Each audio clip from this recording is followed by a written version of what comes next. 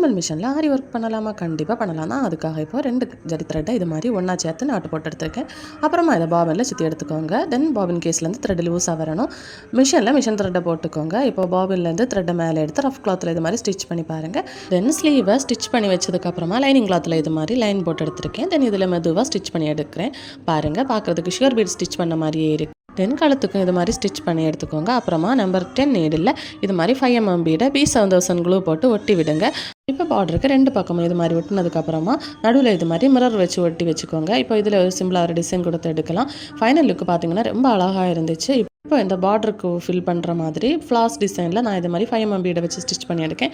தென் 2 bead வச்சு stitch பண்ணுறதுக்கு number 10 needle இது மாதிரி ஸ்டிச் பண்ணி எடுத்திருக்கேன். உங்களுக்கு வேறு டிசைன் தெரிஞ்சால் வேறு டிசைன் போட்டு ஸ்டிச் பண்ணுங்கள். பாருங்கள், ஸ்லீவ் அட்டகாசமாக வந்துருச்சு. இப்போ இதே பேட்டர்னில் தான் கழுத்துக்கும் பீட்ஸ் ஒர்க்கு கொடுத்து மிரர் ஒர்க்கு கொடுத்து எடுத்திருக்கேன். பாருங்கள், பட்ஜெட் ஃப்ரெண்ட்லியாக ஆரி ஒர்க் பண்ணுறதுக்கு இது மாதிரி ப்ளவுஸ் தச்சு பாருங்கள், அட்டகாசமாக இருக்கும். தேங்க்யூ.